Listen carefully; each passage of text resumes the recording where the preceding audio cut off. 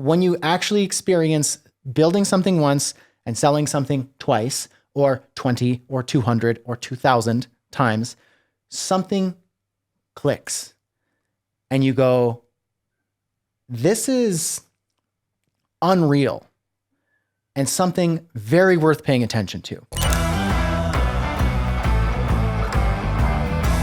Hey friends, welcome to Creative X. My name is Brad Hussey and I'm a web designer. Today I want to share a clip from my weekly office hours session that I host in the Creative X crew, which is my free community for professional designers and developers, freelancers, and founders. During these sessions, I answer questions, provide design feedback, live coaching calls, and I also host lectures and workshops, all with the sole purpose of helping you succeed as a designer. If that sounds like you, join the crew. The link is down below in the description and the pinned comment. Without further ado, cue the clip. When you get less clients, that means your time is freed up. So see it as this way. So long as you're in a decent financial position, you're now becoming time rich. So you have a couple of resources coming your way. So you have money coming your way. And at this stage, that means your time bank account, let's call it, starts to deplete, but the financial bank account starts to increase. Here's the thing is they both get to balance each other.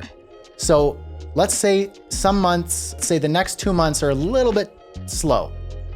So that means the financial bank account incoming is decreasing, but the time bank account increases.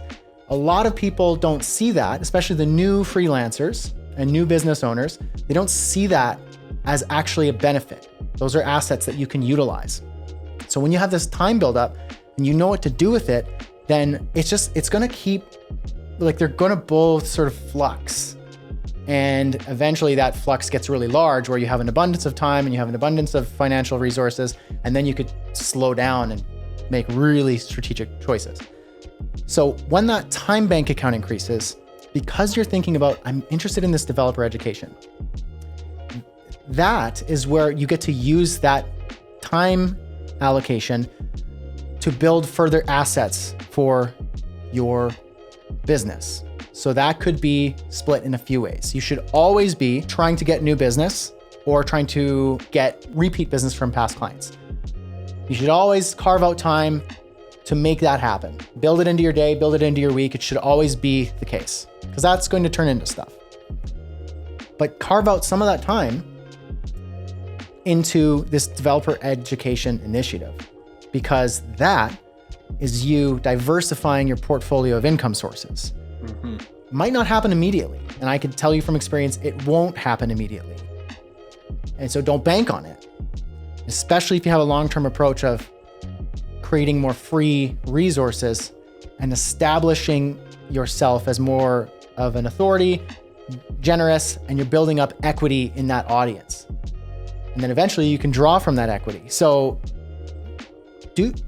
carve time out for that. And I mean that genuinely, because that can turn into an audience, that can turn into authority, that can turn into, at the end of the day, sales of product income, or understanding what your audience wants. And then you can pivot a little bit and go, you know what, I thought my initial idea was that they wanted this. But I realized from talking to them and getting on a couple clarity calls, talking to them in their DMs, getting emails, they actually want this. All right, well, guess what? My client work right now is a little bit low, so I have a little abundance of time. I'm gonna allocate all those time resources to building out this product. And I'm gonna sell it for a certain amount because it's validated itself. I've done this for a long enough time. It's time to draw from that equity that I've built over this time. And then that's where sales happen. And that's when something changes in your mentality.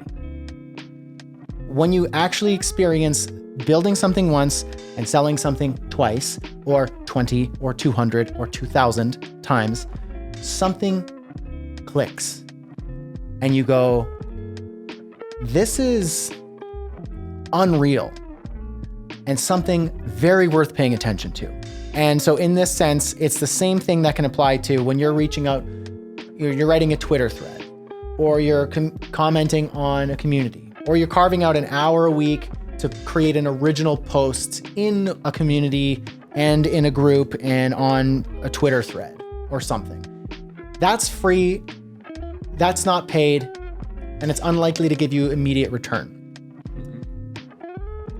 But if you maintain that, that is you not appearing desperate. Sure, yeah, you need to pay bills, and it would be nice if that immediately turned into a 5-figure project. But when you're posting and it just reeks of desperation, like, hey, I'm looking for work, or hey, I need work, or hey, does anyone need this, or do you need that? Or let's say you're outreaching to clients and you're trying to bag them as a client, like it smells of desperation and it's not going to work. But when you take this long-term approach of just like, hey, I'm only going to give, I'm only going to serve, and I am not at all going to expect any return on this at all. It's you depositing into kind of like a bank account of sorts, like an equity, a community equity, and it has your name on it. And it's you depositing. You're not withdrawing what's not there. You're not going into community debt. You're just adding and contributing. Eventually, you get to withdraw. There's an opportunity that comes and you get to make a withdrawal. So I think if you can balance over this next 6 months, strike a balance between if you carve out your day or your week and you say 60% of my time is dedicated to getting new business, getting repeat business, and basically active income generation, because you have to make money and pay bills. Carve that time out, do that. But also, obviously, carve out some time for, you have client work, you need to deliver that. So find out what's that number that you need to carve that out. And maybe it leaves you with 10% of your time left. So that's how much in that time bank account that you get to spend on building your skills, developing a new product, and establishing yourself as an authority within an audience that over a period of time, you can create something that can pay you completely divorced from your time. And you've got enough experience, you've got the skills, you've got the wisdom, you've got the microphone, you've got the ability to create something valuable, that if you do that long enough, that's most certainly going to turn into another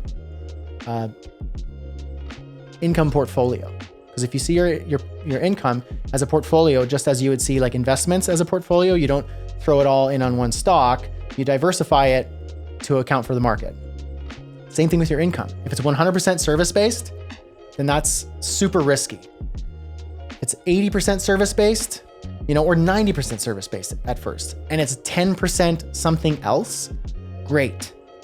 But if we can diversify that even more so that you've got service income coming in, you've got product income coming in, you've got passive income coming from something else. Maybe you've done a sponsored, maybe you've done sponsored email newsletter. If you write a newsletter and you get sponsors from different software companies that you care about or that like your work. This week's newsletter was sponsored by WP Engine. Negotiate a deal for how many email newsletters that they sponsor. These are genuine approaches all around a web development business rather than just selling code and your hands. So let's talk action items, something that you can immediately start doing, or maybe you're already doing it and you could just tell me. What's something that you can immediately start doing over the next 30 days to start moving towards that? So that means I need to give away more things, right? I need to continue consistently giving value away for free.